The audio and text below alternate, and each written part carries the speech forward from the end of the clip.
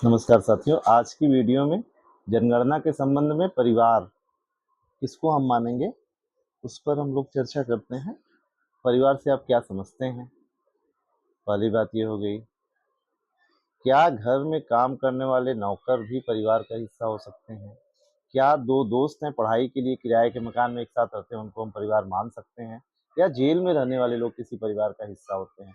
जनगणना के संदर्भ में क्या हम इसमें समझेंगे, आगे की स्लाइड में देखते हैं। परिवार क्या है? संबंधित और या असंबंधित व्यक्तियों का समूह, अर्थात या तो संबंधित और असंबंधित एक साथ में है या असंबंधित व्यक्ति एक साथ में है।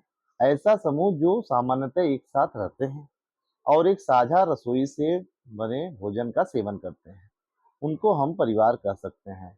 तो यहाँ पर जो फोकस करने वाली बात है वह है साझा रसोई। जैसे जनगणना मकान में अनिवार्य जो शर्त थी वो हमारी थी कि अलग से मुख्य प्रवेश द्वार होना चाहिए। तो यहाँ पर परिवार के लिए क्या है, अलग से साझा अर्थात ऐसे लोग जो साझा रसोई से भोजन करते हैं और सामान्यतः एक साथ रहते हैं, उनको हम परिवार मानेंगे। वे संबंधित भी हो सकते हैं आपस में और असंबंधित व्यक्ति हैं तब भी हम उनको परिवार मान सकते हैं। अब यहाँ पर देखिए, परिवार की बात अगर है तो एक परिवार में एक या एक से ज्यादा सदस्य हो सकते हैं। जो असंबंधित व्यक्ति एक साथ रहते हैं लेकिन साझी रसोई से भोजन नहीं लेते, वे अलग परिवार बनाते हैं। मान लीजिए असंबंधित है, साथ में तो रह रहे हैं लेकिन खाना अपना अलग अलग बना रहे हैं, तो उस कंडीशन में वे अलग अलग परिवार माने जाएंगे। संबंधित व्यक्ति जो एक साथ रहते हैं और किसी, यहाँ विशेष परिस्थिति है कि रहते तो एक साथ हैं, संबंधित भी हैं, लेकिन विशेष आवश्यकताओं के कारण वे रसोई साझा नहीं करते, उनको भी हम एक परिवार मान सकते हैं। और अलग अलग आवश्यकता मतलब कोई बाहर कार्य कर रहा है, वहीं पे खाना खा लिया, घर आके फिर सबके साथ में वो रहता है, तो वहां पे अलग परिवार उसको नहीं मानना है। अगर संबंधित व्यक्ति हैं, एक साथ रह रहे हैं, लेकिन विशेष जरूरत के कारण अगर अलग से रसोई से बने खाने का यूज कर रहे हैं तो हम उनको परिवार मानेंगे। तीन प्रकार के परिवार होते हैं, सामान्य, संस्थागत और बेघर। तो सामान्य परिवार जो संबंधित असंबंधित व्यक्ति हैं, एक साथ रह रहे हैं, एक रसोई से खाना ले रहे हैं, तो सामान्य परिवार हो गया। आगे हम बढ़ते हैं तो देखते हैं यहाँ पर व्यक्तियों का समूह जो सामान्य रूप से एक साथ रहता है और साझा रसोई से भोजन करते हैं, वे एक सामान्य परिवार बनाते हैं। तो जो व्यक्ति जो हैं वो संबंधित भी हो सकते हैं और असंबंधित भी हो सकते हैं। संबंधित या असंबंधित ऐसे व्यक्तियों का समूह जो सामान्य रूप से एक जनगणना मकान में रहते हैं और घर पे खाना बनाने की व्यवस्था नहीं है समय की कमी के कारण या अन्य किसी कारण से, और बाहर से खाना मंगा के एक साथ बैठ के खाते हैं, तो उनको भी हम एक सामान्य परिवार मानते हैं। तो ये हो गया कुछ सामान्य परिवार किनको किनको हम मानेंगे। अब आता है संस्थागत परिवार। जैसे इसमें क्या है, अनाथ आश्रम हो गया, मेस हो गया, हॉस्टल हो गया, भिक्षुओं के घर हो गए, तो बच्चों के घर हो गए, ये सारे जो वृद्धाश्रम हो गया, ये सारे जो घर हैं, इनमें जो परिवार रहते हैं उनको हम कहते हैं संस्थागत परिवार, बशर्ते वो संस्था के रूप में कहीं भी रजिस्टर्ड हो सरकार के पास। अब जैसे मान लीजिए कोई अनाथालय खोल लिया है, वहां पे अनाथ लोग रह रहे हैं, उनके खाने पीने की व्यवस्था है, लेकिन वो कहीं भी रजिस्टर्ड नहीं है, तो जिला प्रशासन के साथ या स्थानीय प्रशासन के पास कहीं भी रजिस्ट्रेशन उस अनाथ आश्रम का नहीं है, तो हम उनको एक सामान्य परिवार की तरह ट्रीट करेंगे, मानेंगे। लेकिन अगर उनका रजिस्ट्रेशन है तो हम उनको एक संस्थागत परिवार मानते हैं।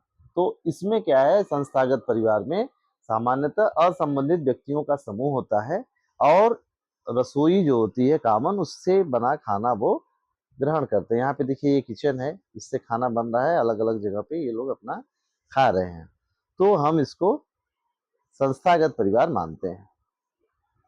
यदि किसी संस्था में ऐसी कंडीशन है कि निवासी एक रसोई से भोजन साझा नहीं कर रहे हैं, तो प्रत्येक ऐसा परिवार जो अलग से भोजन कर रहा है उसको अलग परिवार मानेंगे। ये जो स्ट्रक्चर बना है, इसमें यहाँ से यहाँ तक जो रहते हैं, ये मान लीजिए एक परिवार का एक रसोई से भोजन ग्रहण कर रहे हैं तो एक परिवार हो गया। अब दूसरी कंडीशन में क्या है, यहाँ पे एक वार्डन का और एक नौकर का कमरा है और ये लोग अलग अलग अपना वार्डन अपने कमरे में अलग से खाना बनाता है, नौकर अपने कमरे में अलग से खाना बनाता है। तो ये दोनों अलग परिवार माने जाएंगे। यदि ये दोनों भी इसी किचन के खाने को लाके अपने घर में खा के सो जाते तो ये सारे मिलके एक परिवार बनाते। लेकिन यहाँ पर क्या है, भले ही ये रजिस्टर्ड परिवार है लेकिन ये दोनों क्या है, उसी अपने कमरे में ही अपने खाने की व्यवस्था कर ले रहे हैं, तो इन दोनों को हम सामान्य परिवार मानेंगे। तो ऐसी कंडीशन हो सकती है कि किसी संस्थागत परिवार में कुछ ऐसा भी हिस्सा कमरा हो जहाँ पे एक सामान्य परिवार रहता हो, तो उसको हमको सामान्य परिवार के रूप में काउंट करना है। अब जैसे संस्थागत परिवार की हम बात करें, यहाँ पे पीजी है देखिए, तो इफ पीजी इज रजिस्टर्ड, पहली कंडीशन है पीजी रजिस्टर्ड है तो हम उसको संस्थागत परिवार मानेंगे। अगर नहीं रजिस्टर्ड है तो हम उसको नॉर्मल परिवार मानेंगे। अब उस पीजी में से मान लीजिए कोई है, नौकर है या कोई भी वार्डन है, माली है, वो पीजी के किचन से खाना लेके खा रहा है और अलग उसका कमरा है, उसमें रह रहा है, तब तो हम उस पूरे को संस्थागत परिवार ही मान के उसी में काउंट कर लेंगे। लेकिन अगर वो नौकर हुआ, माली हुआ या वार्डन हुआ, इसी पीजी में अलग कमरे में रहता है और अपना अलग खाना भी बनाता है, तो हम उसको अलग सामान्य परिवार के रूप में मानेंगे। बाकी जो एक बड़ी रसोई है पीजी की, उसमें जो लोग रजिस्टर्ड लोग रहते हैं उनको हम संस्थागत परिवार के रूप में मानेंगे। तीसरे नंबर पे आता है बेघर परिवार। तो जो परिवार भवनों या जनगणना मकानों में नहीं रहते हैं, उनको हम बेघर परिवार कहते हैं। ये हो कौन सकते हैं, जैसे ये खुद के पाइप में रहते हैं, खुले आसमान के नीचे रहते हैं, और कहीं भी पूजा स्थल है, मंडप है, रेलवे स्टेशन है, इत्यादि जगह रहते हैं, तो हम इनको मानेंगे बेघर परिवार। और ध्यान देने वाली बात है कि पहले चरण में बेघर परिवार जो है उनको हमको मकान सूचीकरण में शामिल नहीं करना है। दूसरे चरण में उनकी जनगणना जब होगी, पॉपुलेशन इन्यूमरेशन, तो उनको शामिल किया जाना है। ये जैसे भवन और जनगणना मकानों की पहचान है परिवार के संबंध में, तो यहाँ पे देखिए 6 एडजॉइनिंग बिल्डिंग्स हैं। 1, 2, 3, 4 ये अलग-अलग हैं, 4 तक 4 जनगणना मकान हैं।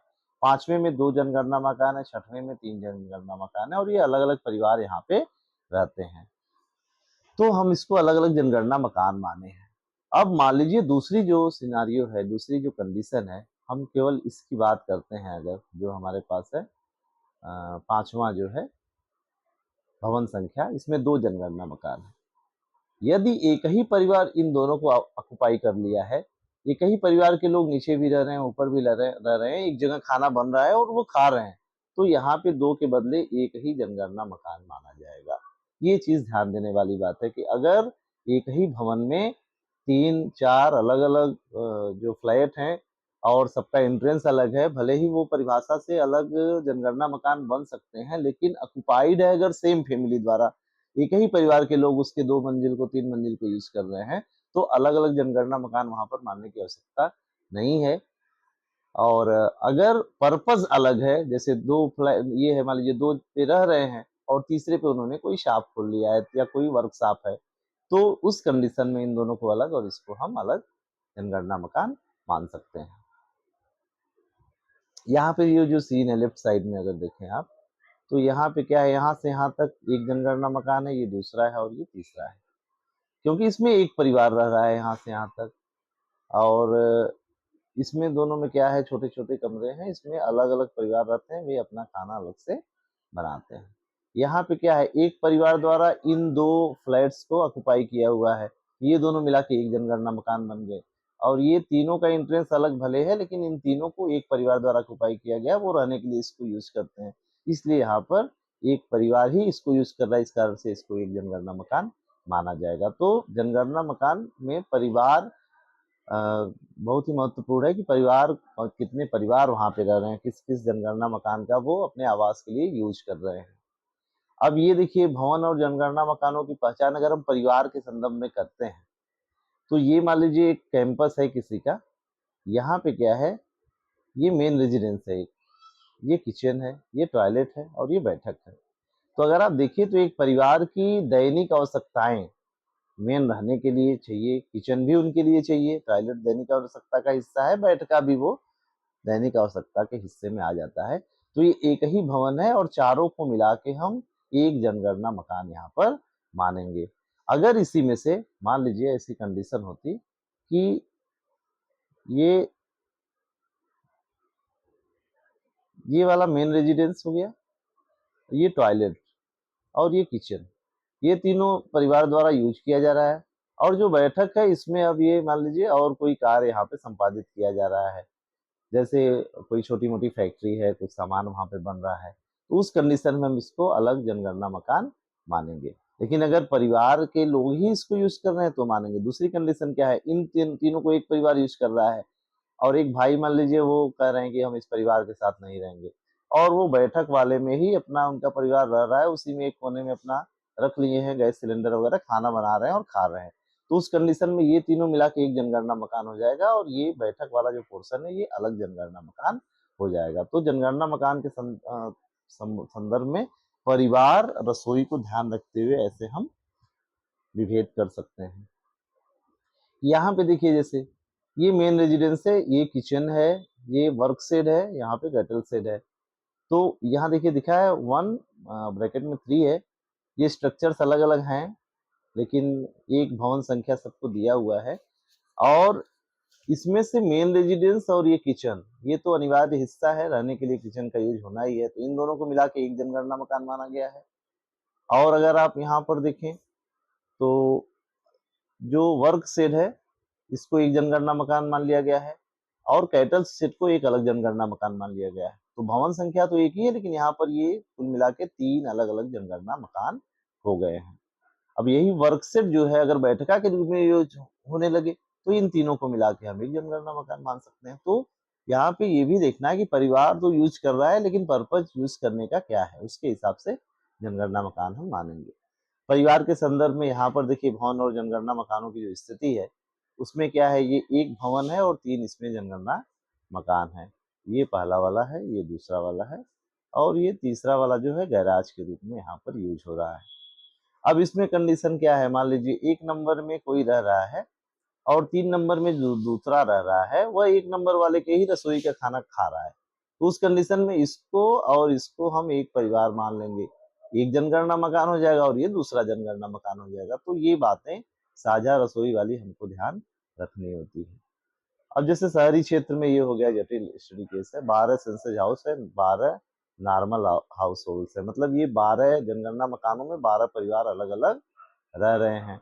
ये वाली जो लास्ट वाली बिल्डिंग हम अगर देखें तो यहाँ पे देखिए ये एक मेन है, एक यहाँ पे अलग से कुछ बना हुआ है और एक यहाँ पे अलग से है। ये जो पीछे है ये मकान मालिक हैं, ये उनका है मुख्य आवास, इसमें इनका नौकर रहता है और ये इनका मान लीजिए शेड है, कोई भी वर्क शेड है, वहां पे कोई भी कार्य होता है। ऐसे देखें हम तो हमको लग रहा है 3 जनगणना मकान है, लेकिन वो स्थिति जन्य है। अगर ये नौकर खाना अपने इस मालिक की रसोई से लेके नहीं खाता है, अपना खाना अलग से बनाता है, तो ये एक जनगणना मकान हो गया, ये दूसरा हो गया और ये तीसरा हो गया। लेकिन अगर यह नौकर रहता भले यहाँ पे यहाँ अपने परिवार के साथ इस कमरे में, लेकिन खाना मालिक की रसोई से खा रहा है, तो इन दोनों को मिला के हम एक जनगणना मकान मानेंगे और ये अलग से जो वर्कशेड है इसको दूसरा जनगणना मकान मानेंगे। तो ये बातें हमको ध्यान रखनी होती है। यहाँ पे भी कुछ देखिए एक बना हुआ है, तो ये क्या हो गया, यहाँ से इसको इसको इसको मिला के एक बिल्डिंग मान लिया गया है, एक भवन। सेंसज हाउस यहाँ पे 1 है और हाउस होल्ड 1 है, नॉर्मल परिवार इसमें यहाँ पे रह रहा है। ये सेंसज हाउस नंबर 2 है और ये नॉन रेजिडेंशियल है, यहाँ पे मतलब रहने के अलावा और कोई काम हो रहा है, लेकिन उसको हम जनगणना मकान मानेंगे। अगर इसी परिवार के लोग इसको रहने के लिए भी यूज करते तो हम अलग जनगणना मकान उसको नहीं मानेंगे। अब ये यहाँ से यहाँ का कैंपस है। अब फिर देखिए इसके यहाँ बाहर एक और इन्हीं का मान लीजिए बना हुआ है, तो यहाँ पे क्या है कि इसको ये हम अलग भवन मान लेंगे। यहाँ पे बिल्डिंग नंबर 2 लिखा है, सेंसज हाउस भी यहाँ पे सेंसज हाउस नंबर अलग हो गया, ये 4 हो गया और यहाँ पे परिवार जो है वो दूसरा रह रहा है। तो ये कुछ कंडीशंस आपको मिल सकती हैं। 4 कैसे सेंसज हाउस हो गया, देखिए ये यहाँ से ये हुआ था एक, यहाँ से यहाँ मिला के ये तीनों मिला के एक था सेंसस हाउस, ये दूसरा हो गया, ये तीसरा सेंसस हाउस हो गया और ये आपका चौथा हो गया। परिवार रहने की बात है तो एक परिवार यहाँ पे रह रहा था, तो परिवार नंबर एक पहला परिवार यहाँ पे हो गया और दूसरा नॉर्मल परिवार यहाँ पे हो गया। इनका उद्देश्य से यूज करने का कुछ अलग तरीका है, नॉन रेजिडेंशियल के रूप में ये दोनों यूज हो रहे हैं, इसलिए वहां पर परिवार नहीं रहेंगे। तो ये विशेष ध्यान देने वाली बात है इसमें। अब यहाँ पे क्या है, कुछ हम अभी तक जो हमने बात की, एचएलबी क्या है, जनगणना के प्रथम चरण हेतु प्रगणक के लिए जो परिभाषित कार्यक्षेत्र है। परिसर, भवन भूमि एवं अथवा भूमि से जुड़ा सादा स्थान सहित है। बिल्डिंग क्या है, एक एकल संरचना है या संरचनाओं का समूह है जो एक इकाई के रूप में प्रयोग किया जाए। जनगणना भवन की पहचान यहाँ पे देखा जाएगा, सेंसस हाउस जनगणना मकान की पहचान एक अलग मुख्य प्रवेश द्वार एवं उपयोग से होती है, ये हमें ध्यान देना है। और परिवार या गृहस्थी की पहचान एक साझा रसोई से होती है। तो ये कुछ प्रमुख बिंदु हैं। अभी इस वीडियो में तो हमने केवल परिवार के बारे में विस्तार से चर्चा की, लेकिन वो परिवार ही आधार है जनगणना मकानों को मानने का और गणना करने का। तो आशा है कि ये वीडियो आपको जनगणना का कार्य करने में मदद करेगी। आज की वीडियो में इतना ही। Thank you.